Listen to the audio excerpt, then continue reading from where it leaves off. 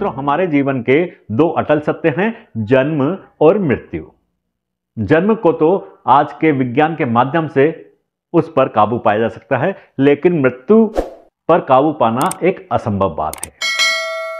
भगवान ने जो मृत्यु का समय निर्धारित किया है, मृत्यु को उसी समय आना है।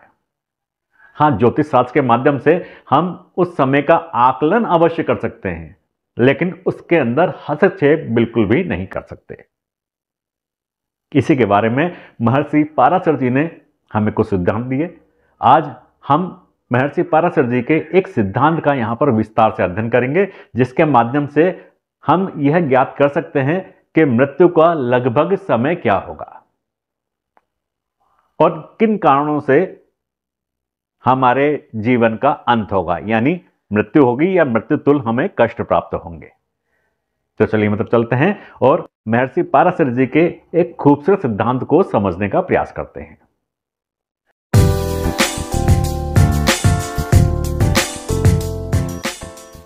नमस्कार मित्रों, मैं दीपक शर्मा। मित्रों, स्वागत है आप सभी लोगों का हमारे खास और विशेष कुंडली के रहस्य कार्यक्रम में। मित्रों, आज के कार्यक्रम में हम महर्षि पाराशर जी के एक खूबसूरत सिद्धांत का विस्तार से अध्ययन करेंगे। मित्रों, आप लोगों को अच्छी तरह से मालूम है कि हमारी कुंडली के मारक भाव कौन कौन से होते हैं। हमारी कुंडली के दो मारक भाव होते हैं, द्वितीय भाव और सप्तम भाव। इन दो भावों को मारक भाव कहते हैं।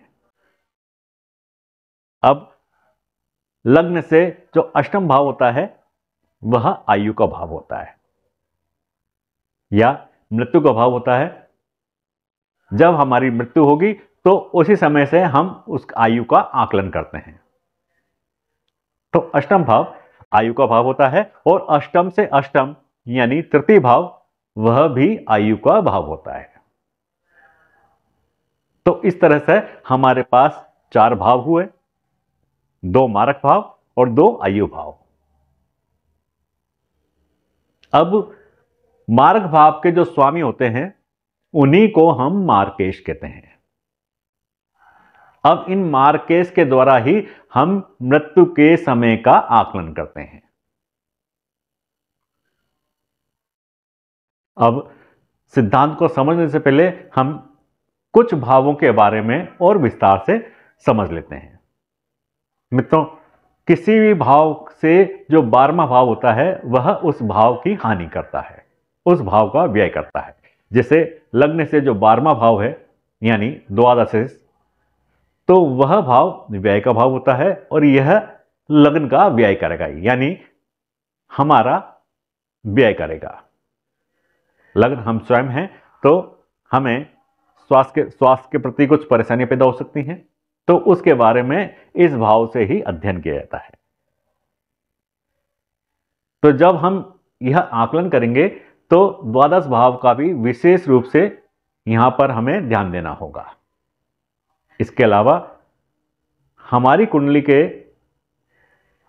तीसरा भाव, छठा भाव और 11वां भाव, मित्रों यह भाव त्रिजटाय भाव होते हैं। मित्रों, जब हम मार्केश का अध्ययन करेंगे तो उस समय हमारी कुंडली के जो त्रिजटाय भाव होते हैं यानी तीसरा भाव, छठा भाव और 11वां भाव, यह त्रिजटाय भाव होते हैं, तो इनका हम विशेष रूप से अध्ययन करेंगे।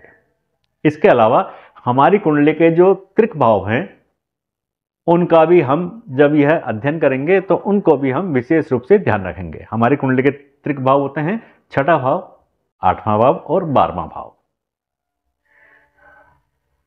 तो यह भाव हैं, इन भावों का हम विशेष रूप से इस सिद्धांत में अध्ययन करेंगे।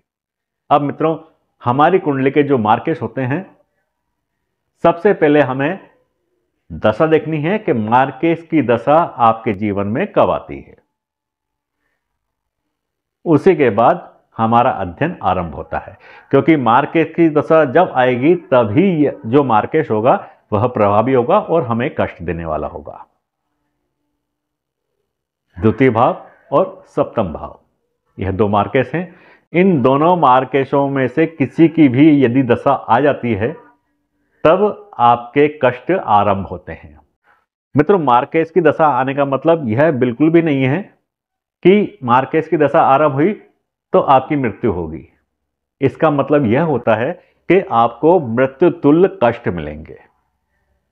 हाँ, कुछ अवस्था यदि आपकी बन जाती है या आपकी वृद्धावस्था है तो उस समय यह योग मृत्यु का कारक भी होता है। यदि आपकी अवस्था बाल्यकाल की है, युवावस्था है, तो जरूरी नहीं कि आपकी मृत्यु हो। मृत्यु तुल्य आपको उस समय कष्ट मिल सकते हैं।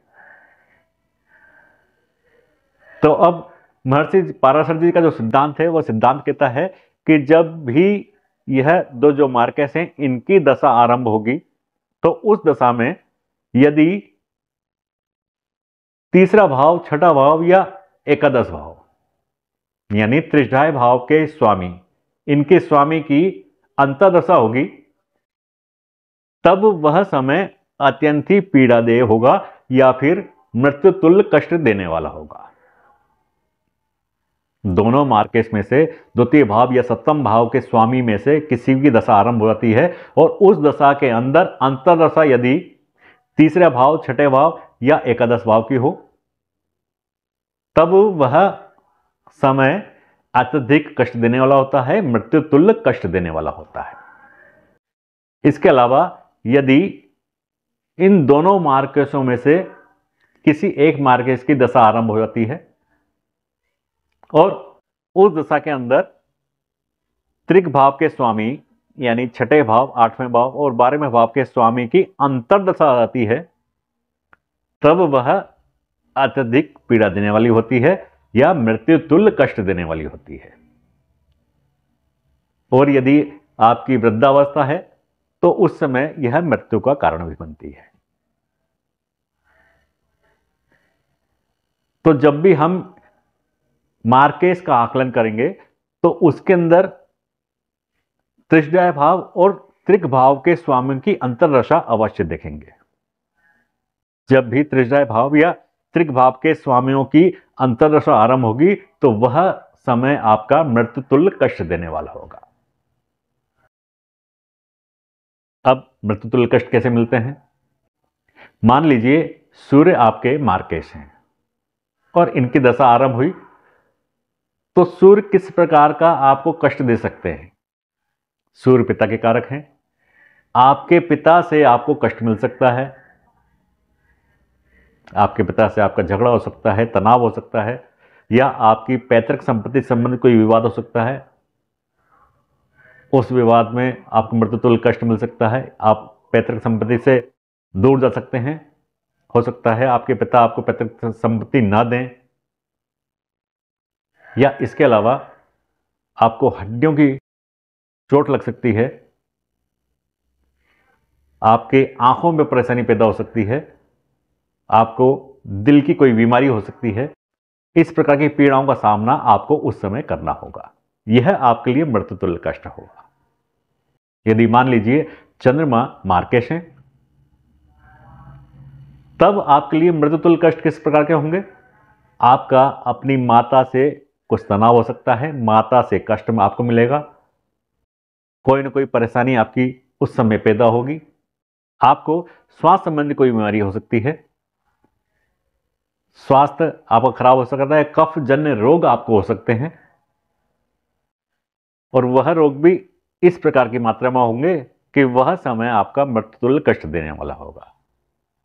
बुध जब आपके मार्केस हो जाते हैं और समय आरंभ हो जाता है, तब आपको चर्म संबंधित कुछ रोग हो सकता है, भयानक रोग हो सकता है, पसलियों से संबंधित हो सकता है, धमनियों से संबंधित कोई रोग हो सकता है, बीमारी हो सकती है, और बीमारी भी इस मात्रा में होगी कि आपको मृत्यु तुल्य कष्ट सहन करने पड़ेंगे।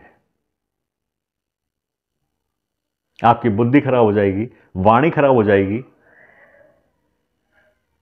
यदि आप विद्यार्थी हैं तो पढ़ाई में आपका मन नहीं लगेगा, मन भटकेगा, समय आप यूं ही बर्बाद करेंगे। तो इस प्रकार से यह जो समय होगा यह आपको मृत्यु तुल्य कष्ट देने वाला होगा। गुरु मार्केस हो जाते हैं और उनका समय आरंभ हो जाता है, तो आप गुरुजनों का, वृद्धजनों का, परिवार के जो आपके पूर्वज हैं उनका सम्मान नहीं करेंगे, उनसे आपको पीड़ा होगी, कोई ना कोई तनाव होगा, कोई झगड़ा होगा।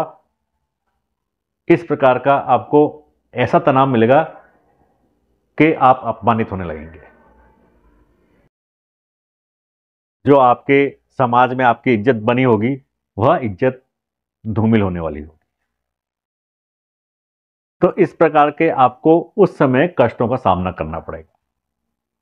शुक्र हैं, शुक्र यदि मार्कस हो जाते हैं और उनकी दशा आरंभ हो जाती है तो आपको गुप्तांगों से संबंधित कुछ बीमारी हो सकती है। परेशानी इतनी बढ़ सकती है कि आपको मृत्यु तुल्य कष्ट सहन करने पड़ेंगे। स्त्रियों से आपको अपमानित होना पड़ेगा। कोई विवाद, कोई आरोप, झूठे आरोप आपके ऊपर लग सकते हैं। यदि आप विवाहित हैं तो हो सकता है कि आपके जीवन साथी से ही आपके तनाव पैदा हो जाएं। जब भी दशा आरंभ होगी और दशा जब तक रहेगी तब तक आपके यह कष्ट चलते रहेंगे। मंगल हैं, यदि मंगल आपके मार्कस हो जाते हैं तब आपको रक्त से संबंधित कोई ना कोई बीमारी अवश्य होगी। आपकी दुर्घटना भी हो सकती है। आपके ऑपरेशन की कोई ऐसी नौबत आ सकती है कि आपका ऑपरेशन होना पड़े। आपके भाइयों से आपके झगड़े होंगे। भाइयों का जो प्रेम बना हुआ है वह प्रेम खत्म होगा। भाई आपको दुश्मन जैसा लगेगा। क्रोध पर आप काबू नहीं पा पाएंगे। क्रोध में ही आप उल्टे काम करने लगेंगे।